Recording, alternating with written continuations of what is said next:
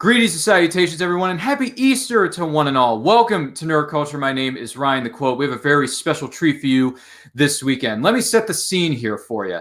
David versus Goliath. Ali versus Frazier. Mark McGuire versus Sammy Sosa. Batman versus Superman. Ravens versus Steelers. What do all these things have in common? Well, they're some of the best and most heated rivalries in their respective stories, sports, and forms of entertainment. But we're going to be talking about something very special. We're going to be talking about one of the most anticipated films of 2021, and that would be the one and only Godzilla versus Kong. And this is going to be a spoiler-heavy review, so if you have not seen the movie yet, stop what you're doing, pause this video, put it in the watch later list, go watch the movie, and then come back and check out this review. But I am not alone in this adventure talking about this historic rivalry that goes back decades upon decades upon decades. I am joined by Reels and Heels co-host himself, Brian Wensloff is here with us. Brian, how you doing, brother? I'm doing good. I got my buddy here. Yeah.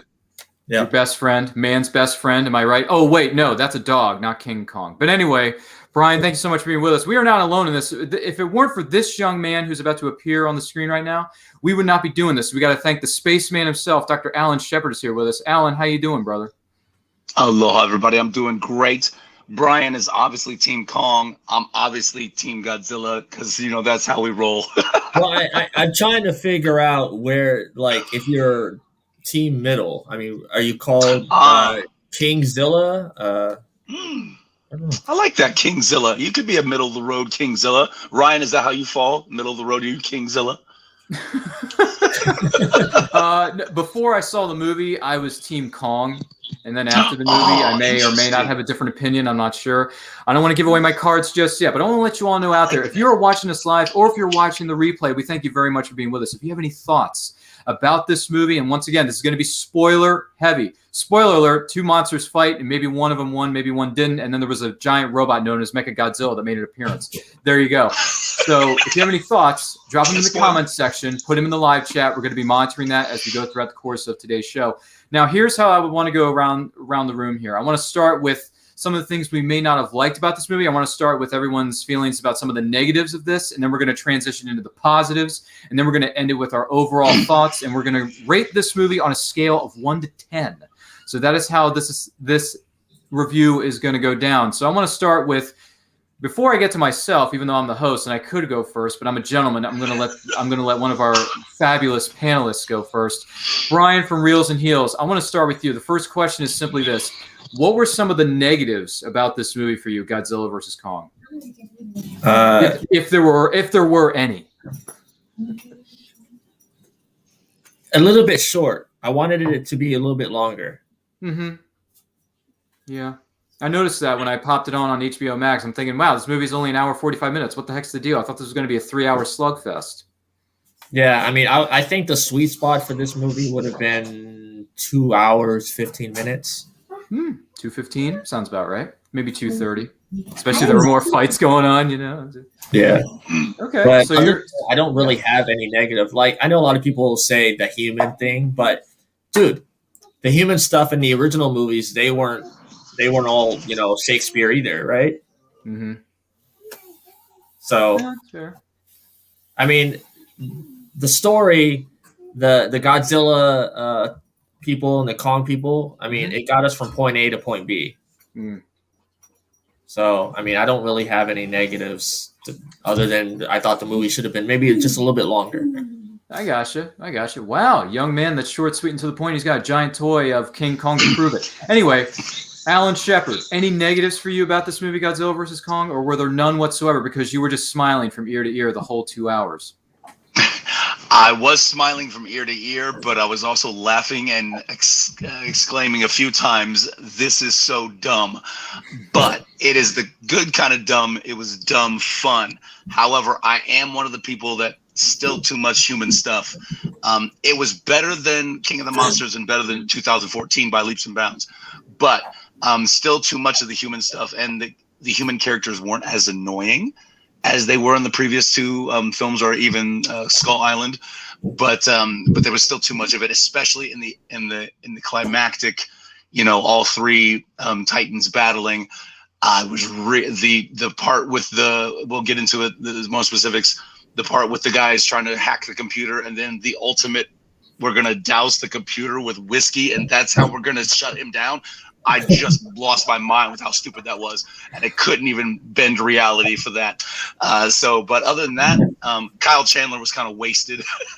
I mean, he's the one human I kind of appreciated in King of the Monsters. But yeah, it was just a little too much at the end there. I also would have liked it a bit longer because I would have liked to explore that Hollow Earth a little bit more. I think there could have been some cool exploration inside there. But yeah, but other than that, dumb fun. Tap water. But anyway, you have to agree with Alan about the Hollow Earth. It would have been nice to see maybe a few. I mean, there was a couple Easter eggs in that scene where one of the monsters could have been Baragon, maybe ish. Yes, exactly. He could have. They should have just done that. I don't know why they didn't, because that could have been Baragon. And to be quite frankly, I like the design of those serpent monster things that Kong fought. But that could have been Batra, or could have been another, monster verse cameo kind of thing. I think that would have been really interesting. Another nitpick gripe that's extremely personal to me: they filmed a whole lot of this where I worked, and you couldn't recognize any of it because of all the added CGI. A lot of the Hollow Earth stuff is where I work. At Kong, the Skull Island, it's where I work, but you couldn't see it. I saw one peak, one mountain that was recognizable. Other than that, nothing. All the bunker stuff when they were inside the bunker going through different things, that's all filmed where I work. You can't recognize the bunker because they added so much CGI on top. Well, isn't that what they're supposed to do? I mean, it's not supposed to be Hawaii. Yeah, true. But, I at least want to see a mountain, because all the Jurassic movies aren't supposed to be Hawaii either, but all those mountains represent. I know the names of all those mountains. So, I wanted to see at least one, besides one peak that I recognized. Say, hey, I work there. Yeah. But other than that, that's a specific nitpick for me.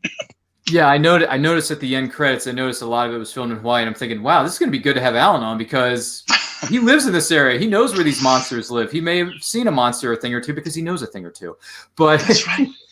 You didn't get to see much of it because it was all CGI'd. And then Hollywood, as they love to do, is take creative liberties with what they have, rights to, or they take they take over all these different sets that they, sign off on. And people are like, yeah, you can film here, do whatever you want, as long as you restore it back to its original nature. And like, yeah, you were right, Alan. I didn't recognize one thing because it was just I need to ask it was Alan. A CGI slugfest, man. Hey, Alan, who's the better neighbor, Kong or Godzilla? That's a good well, I think honestly, let's say this right off the top. It was amazing to me how little damage Hong Kong took when you got Godzilla and Kong fighting in the middle. They destroyed the city much more in Man of Steel when Zod and Superman fought than they did Kong and Godzilla fighting in Hong Kong. I was pretty amazed by that.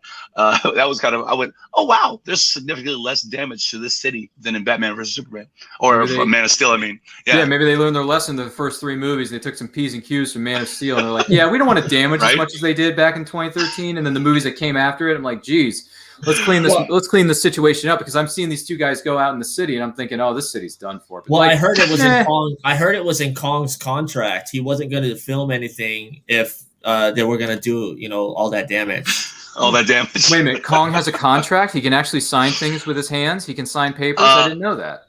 If he can sign language, he can sign contracts. I mean, come on. I mean, well, Kong can. I don't know so much about Godzilla, but yeah. Jeez, that's a lot of money. But anyway, yeah, okay, I get where you're coming from with the negatives here, fellas. But here's where I stand on this to kick things off. As far as where I come from with negatives, here's the thing. I love when movies set up a really good trailer, and then when the movie lives up to that trailer, if not surpasses it, it makes me even happier. Unfortunately, that was not the case here. To me, the trailer was better than the overall film for me, and I'll tell you why. The negatives for me, couple of things. One, the runtime, too short. Should have been 2:30. I wanted to see battle sequences upon battle sequences upon battle sequences. I wanted to see blood. I want to see more monsters in this. We only get 3 monsters. I thought we were going to get like 4 or 5. And I'm like, come on. Mechagodzilla is a great threat. Don't get me wrong, because we hadn't seen him in the previous films. I get it. But still, I want more. Like Kylo Ren, more. It's like, no, you didn't give it to me. So I was disappointed there. Also, the human story, horrible. It was bad. I did not like the human story in this pretty much almost at all. Like I liked some bits and pieces of the Hollow Earth thing, yes. But I was so confused and the story was so convoluted to me. I'm like, what is going on? These humans are not really explaining this to me in a manner that I personally can understand as a mature adult. And also the subplot with Maddie and Tapwater and the Bernie Sanders, whatever his name was, like dumb. It was dumb. I'm sorry. Now I'll say this though. Some of the humor with those with the two kids and Bernie was funny. I'll admit some of it was funny, but overall I'm thinking, I mean, I know Maddie has the codes to all the security panels because that's how she was able to open certain doors in certain parts of the film. But I'm still thinking to myself, how can you get through all this? Like, this is a more secure facility than anything that just walked in. Monsters, okay? Anything that was in King of Monsters. Maddie was able to get whatever the giant machine was that echoes to Godzilla because no one was really monitoring that room. So that I can understand. But this is ridiculous. You get through 600 layers of security and you're Scooby-Doo kids. What is this? I don't get it. That was so annoying to me. It was so annoying. And by the way, calling the kid Tapwater got a little old after the second or third time. What's his name? Byron Tyron Henry, whatever your name is. Like, come on, dude. Come on. And what else did I not like about this movie? Oh, yeah. A guy controlling Godzilla. They ripped that off from Pacific Rim, but that was fine. I ran with it. The head of King Ghidorah was like molded down into just a skeleton, like a fossil. It wasn't his actual head. I was actually hoping to see what they did with his actual head rather than just turn it into a fossil and then hooking it up with 600 cords to an Xbox 360. Okay? Like that. I'm sorry. I needed more. And you just made him a fossil. That's ridiculous. So a couple of things with that was stupid. I will say, though, the enemy of this movie, the antagonist, what's his name? Stuart Wilson, Watton. What was his name? Wilson something. Wilson or Elon Musk. Yeah, whatever. So I liked his story. I liked that his daughter was working for him and trying to get the stuff out of Hollow Earth so that they can use that sample to power up their version of Mechagodzilla. That makes sense. Makes a lot of sense. And then Alexander Skarsgård and Rebecca Hall were welcomed additions to the cast, but they didn't. Yeah, they were fine, but they didn't really do much for me. It's like, come on, guys, give these humans something to do. So yeah, can I say something about Alexander Skarsgård's character? It kind of mirrors his dad's character in Thor. If you look at it, they're both super smart, but like kind of bumbling idiots. Yep, precisely. Okay, I guess I can see that. But anyway, agreed. Yeah. So yeah, to me, the human story was weak. To me, some of the other things were, and also one of the other things I didn't like about this movie: way too much human stuff, not enough battles. I thought that the monsters were in there when the fun was turned on and when the battle sequences were turned on, they were great. On, and I was loving it. But to me, this was 2/3, if not 75 to 80% of this movie, I felt was humans, and 20% was for the monsters. That's not fair. I came here to see Godzilla versus Kong. I came here to see blood. I came here to see an axe being thrown, and we got that. But I wanted more. It didn't do it for me. So unfortunately, there were too many negatives for this movie. I still had fun with it to a certain degree, but I didn't have nearly as much fun with this as I wanted to. So to me, this film was underwhelming to a degree. It was disappointing to a degree. But when they had Godzilla versus Kong, it was great. When they had Godzilla versus Kong versus Mechagodzilla triple threat match, or when they teamed up to go up against Mechagodzilla, that was great. That was great. But that was really great. They should have brought Bear Mercury back because the music was lackluster too. Yeah, the music was very lackluster. There wasn't much it was of a just score. Hinting. They were hinting at the original theme, but just enough to tease you and not pay off. The one thing I loved about King of the Monsters, the score was fantastic because you had every monster's theme. You had all the Godzilla themes throughout his entire repertoire, which I really liked. But the music here was very underwhelming. And one more thing, a negative thing. Yeah. It took a whole lot to get to Hollow Earth. It took Godzilla blowing fire into the ground to get out. That was it? Wait, what? What? It was that simple? Yeah, there were, like I said, there's a lot of, you have to like turn off your brain, and I can do it sometimes and I can do it very well. But for me, I'm thinking to myself, I need a cohesive story that makes sense with the humans. The monsters can fight. That's fine. And then when we find out that Godzilla was being manipulated and the whole thing was a setup, I was like, oh, well, I thought he was a clone from Ghidorah's, head from King of Monsters, and that wasn't the real Godzilla, because people were theorizing and speculating about that on social media before the movie even came out. And if that were the case, and we had 2 different Godzillas, that would have been awesome. I would have liked to have seen it, but unfortunately, that wasn't the case. So anyway, I know I'm going off in kind of different directions here. And also, the runtime was way too short. This should have been a 2.5-hour monster bloodbath with very little humans, more focus on the monsters. It's a slobber knocker, JR. Like, I wanted that. And unfortunately, we didn't. Do you think that a longer cut exists? I'm sorry, what was that? Do you think a longer cut exists? What do you think this is? Zack Snyder's Justice League? I don't think so. Maybe if there is, I'm not against it if they ever put it on Blu-ray. But I don't know. Then again, I don't know. But anyway, those are some of the negatives I have with this movie. I know I went on a couple of different tangents there, but I'm sorry. I had so much expectations and so many high hopes for this movie. Unfortunately, a lot of them just were not met. Now, to flip things over, because I'm getting kind of tired of negativity in this world, let's talk about some positives around here, folks. So, Brian, what were your positives about the movie known as Godzilla versus Kong? Well, positive. Before I get into that, let me ask, do you guys feel that this was more of a Kong Skull Island Part 2? Yeah, it was definitely. more of to me, this was more of King Kong's movie than anybody else. Yeah, precisely. So, positives, we definitely got Godzilla versus Kong. A lot of people didn't think we were going to get that. Well, we got it. Yeah, we got it all right. I think I did like Rebecca Hall's character. I did too. And then the mute girl, which I don't remember her name. Well, I don't know the actress's name, but the character's name was Gia. Gia was good. Sorry, I don't want to jump on anyone's. I don't want to step on anyone's time here, but yeah, go ahead, Brian. Go ahead. The positive was the interaction between the girl and Kong, and like the story of how Rebecca Hall's character wanted to basically, she was been trying for like 10 years to communicate with Kong and take care of him and stuff, and protect him from Godzilla.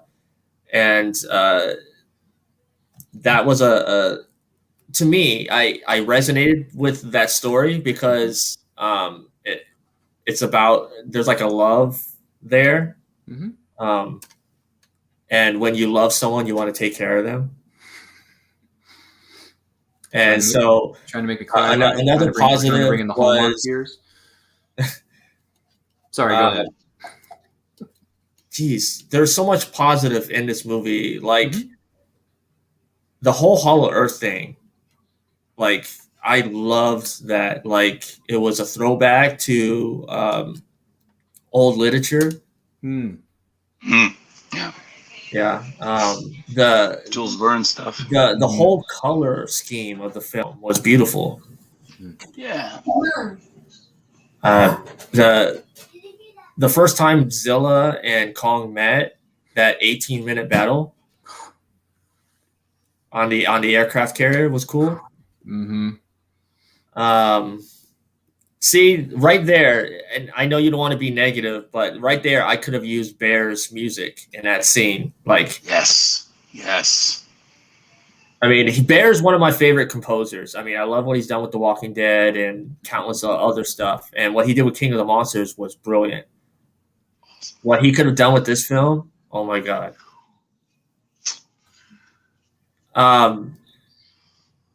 I thought I wasn't going to like the design of Mechagodzilla, but I actually did like it. Well, in a real world thing compared to the other versions of like if you did the other versions of Mechagodzilla, it just wouldn't look right in the real world. And that's how they're trying to make these films, like they're in the real world. That's why they're trying to do human stories and all that, blah blah. But that fight in Hong Kong was great. There was a lot of Easter eggs to the whole series, both Kong and Godzilla. The whole I believe it was a throwback to the '76 film when Kong was on top of the building and holding on. Yep. Yeah.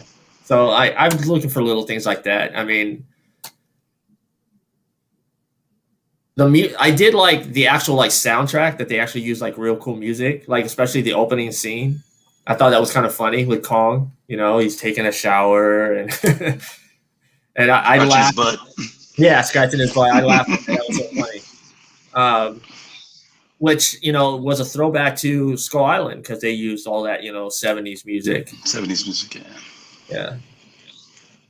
But yeah, I want to hear Alan. I want to because I know how much you love Godzilla. Yeah. Let's hear it, Alan. Let's hear for the millions of people watching at home. What were your positives about the film known as Godzilla versus Kong? Godzilla. I think my biggest positive, honestly, was I've never been a real big fan of this design of Godzilla because the movement wasn't as fluid. Except for this film, he moved beautifully. I loved how fluid he was, how agile he was, how menacing he was. I really, really liked Godzilla a lot in this movie. And that design that I thought was so clunky previously was just really beautiful in motion. I really, really loved it. I loved that first attack when he attacked the Apex Center. I really loved that. That was really cool. Just how fluid he was and how aggressive he was. I really liked that about it. The fight scenes were all great. I mean, when we did see both of them together, the fight scenes were fantastic. I loved the Hong Kong fight. I loved the Hong Kong fight because they actually let him fight, and they showed him fighting, and they didn't cut away. They did it a little bit, but not nearly as much as they did in King of the Monsters when those monsters were fighting. Which they did such a good job with the Hong Kong scene that when they got into Mechagodzilla, I was annoyed because they kept cutting away to go jumpstart Kong's heart and all that. I'm going, no, stay with this Mechagodzilla, stay with this fight. We want to see the whole thing, so that when Kong does jump into the fray and they team up, which I called, by the way, that they was going to do, and they then it was cool. But I wish I would have seen a little bit more of the Mechagodzilla versus Godzilla and not cutting away to the human aspects. But I liked Rebecca Hall. I liked Skarsgård. I liked all the Hollow Earth stuff, even though it was really ridiculous and stupid. I liked it.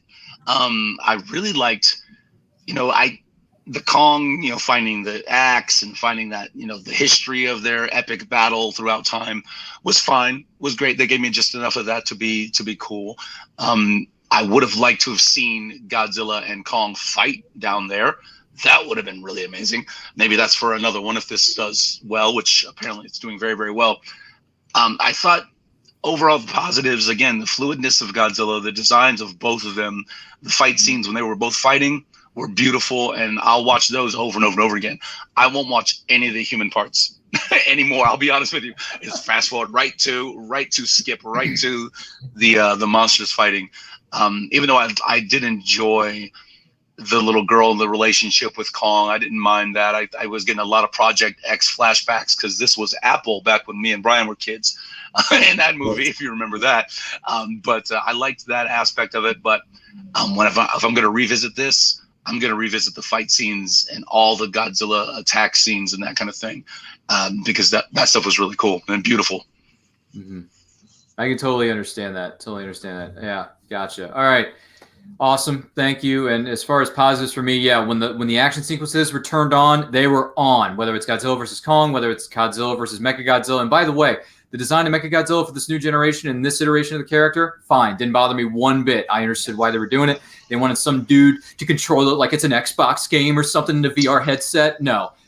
You rip that off from Pacific Rim, the head and the mind going together. I get it. That's fine, but then when he gets shorted out, and they're like, "No, he's taking over because Ghidorah's DNA is in the robot. It's taking over. Oh my gosh!" So the machine is, controlling it. So it's a sentient being. Okay, a little bit of a stretch, but I got it because it's like, all right, let Ghidorah call the shots here. I don't want some guy taking a power glove from Nintendo, using a VR headset like it's 2052 and controlling this thing. No. I want to see Mechagodzilla be its own character, and eventually it was. It took a hot minute to get there. I'm just saying, I got an emergency situation. But it got there, and I'm happy about that. Action sequences, fantastic. The mythology between King Kong, his ancestors, finding out what was going on in Hollow Earth, seeing his throne and finding the axe and why he was down there, how his ancestors got to be there, all that stuff.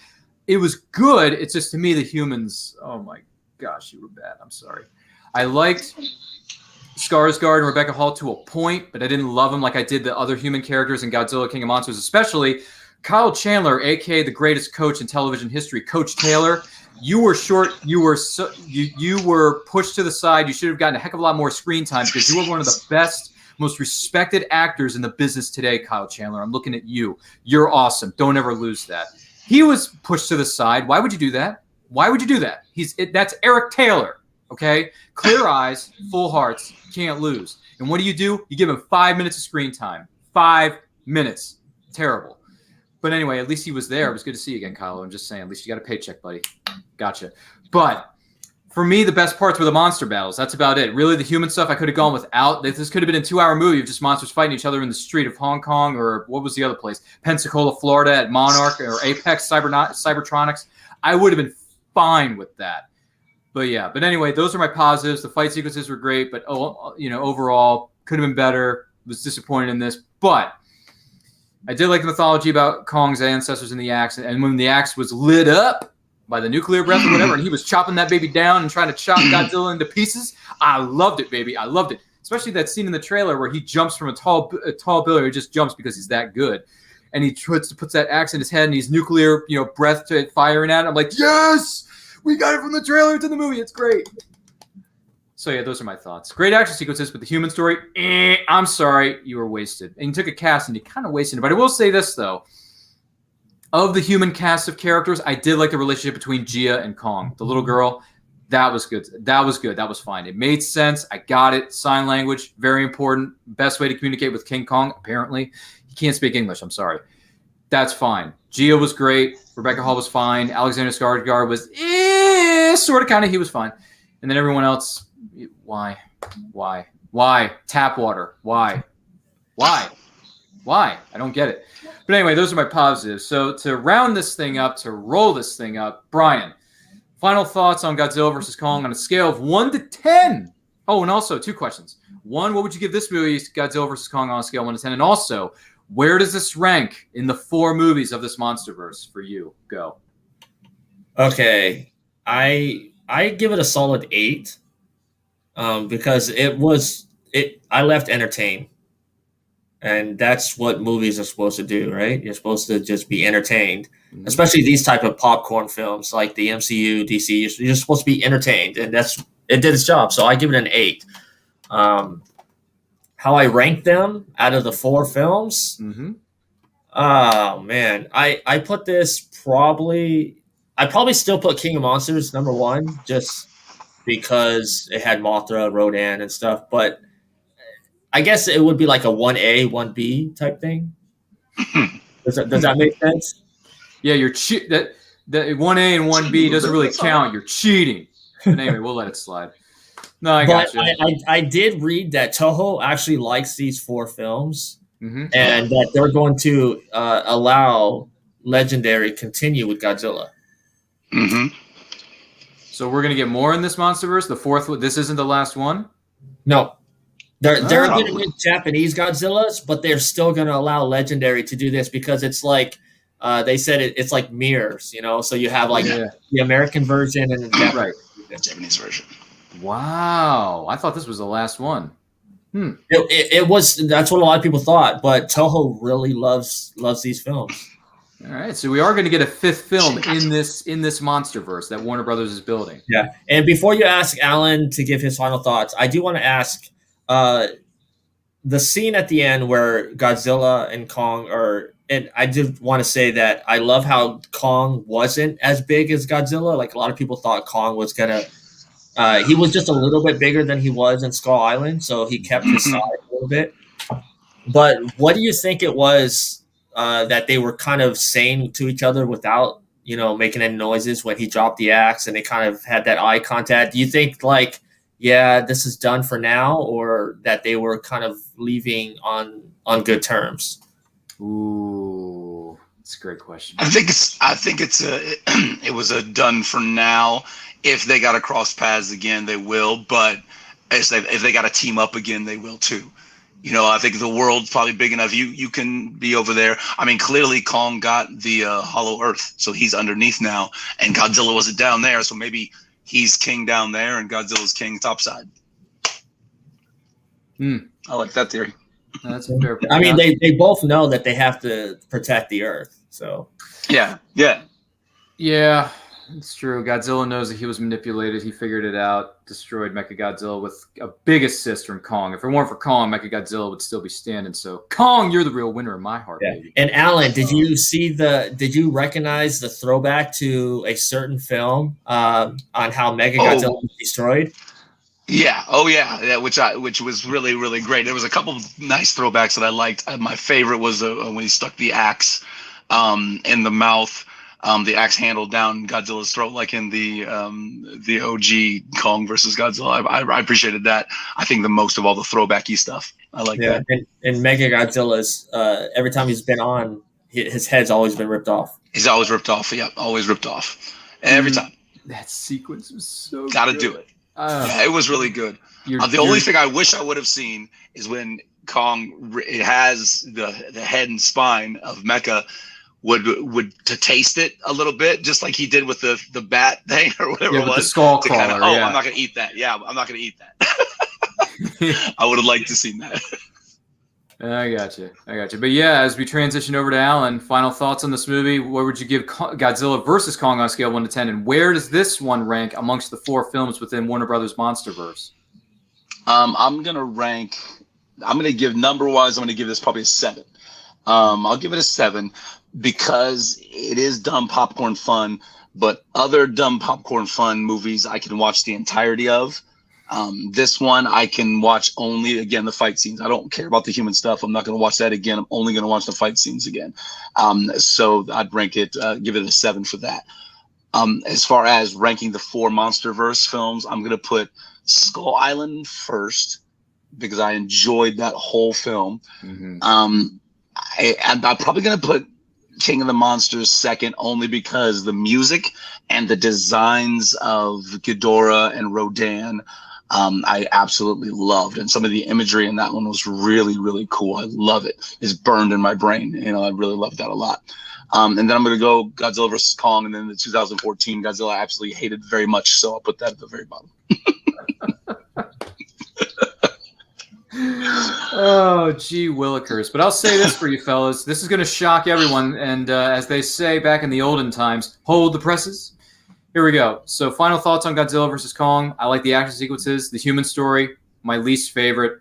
Human characters, for the most part, maybe not all of them, but for the most part, they were wasted. Could have done a lot better. I liked the relationship between Gia and Kong. That was the best part of the human story for me. Liked her communication skills, liked the way she was holding the symbol of Kong, the doll of King Kong, and saying, hey, we want to help you. This is your way out. This is the way to save us all, blah, blah, blah. The fight scenes were good. Rebecca Hall and Alexander, of the humans that were in this movie, I thought they were fine. They were probably the most competent of everybody. Millie Bobby Brown returning from King of Monsters. You were turned into a Scooby-Doo mystery solver. I don't know why. Byron Tyron Henry, who's been in many movies and TV projects. I don't know what's going on with you. The one kid who I've never seen in any movies or TV series before, Tapwater. I think his real name in the movie was Josh, but his nickname was Tapwater. He was in Deadpool. He was in Deadpool. Well, I watched Deadpool when it came out, but Return that of the was Ender People, or Search for the Wilder People, that Taika Waititi movie. Okay, yeah. All right. Well, I'm sorry, I'm not familiar with the actor, so don't come at me, bro, in the comments. He was wasted. Kyle Chandler, one of the greatest actors of all time right now, at least in the business today. He was wasted. Could have done a lot more with him. He's a great guy, great actor. I don't know why you didn't use him further. But like I said, when the action had to be turned on in this particular film, it was on, and it was great. Overall, I'm going to give Godzilla vs. Kong a 6 out of 10. I thought this movie was okay, not great. I enjoyed it to a certain degree, but this movie could have been so much better. To me, this was this was disappointing, and it was underwhelming to a certain degree. Those are my thoughts on Godzilla vs. Kong. Now, in regards to where these movies rank up against each other within the Warner Brothers MonsterVerse, I'm going to put Godzilla vs. Kong at the bottom of the barrel. It's going to be number 4. For me, my number 1 is still going to be King of the Monsters, Godzilla King of the Monsters, just to point that out. Number 2 is Kong Skull Island. Those 2 movies are fantastic. The stories, the human character side of the stories are really good, really well done, at least in my opinion. And then when the monster sequences are turned on, they are great in Godzilla King of Monsters. They are really, really good in Kong Skull Island. So those are my top 2. And then number 3, this is going to shock everybody. Godzilla 2014 is my number 3, and Godzilla vs. Kong is at the bottom of the barrel. If the human story was better and the story wasn't convoluted and so confusing for me to follow at times, this movie would have been ranked higher on my list. But for me, it's at the bottom. So those are my thoughts on Godzilla vs. Kong. That is all of our thoughts on one of the most anticipated films of this year for 2021. Some of us enjoyed it. Some of us thought it was underwhelming, but that's just the way it crumbles, cookie-wise. But we look forward to seeing what Warner Brothers and Legendary have in store for us with the next installment, because now that we know that there's going to be a 5th one featuring these characters, I can't wait, because I hope they learn from some of the mistakes they learned in this one and improve in the 5th installment, because if Fast and Furious can do it in Fast 5, these guys can, okay? Well, in Just the words saying. of Goldberg, who's next? No, exactly. That's, Mecha yeah. King Ghidorah. That's what we want. That's what we need. I don't care what's in the next film. I just want more focus on the monsters, less focus on the humans. Just saying. But those are my thoughts. Those are all of our thoughts on Godzilla vs. Kong, our spoiler-heavy review. If you have any thoughts about this, leave them in the comment section below, whether you're watching us live or on the replay. But before we go, Brian, where can the good people in the interwebs find you and everything you have coming up on social media, good sir? Well, you can find us every Saturday on Reels and Heels at 2:15 Eastern. On HWWS Web TV YouTube channel and the Facebook page, and sometimes right here on Nerd Culture. Right on, my man. So, the Spaceman, the biggest kaiju and the biggest Godzilla fan I have ever met in my entire adult life. Spaceman himself, Alan Shepard. Alan, where can the good people of the Earth and the other nether realms, such as, Hollow Earth, maybe Not So Earth, maybe Journey to the Center of the Earth, where can they find you on the interwebs and everything you have coming up?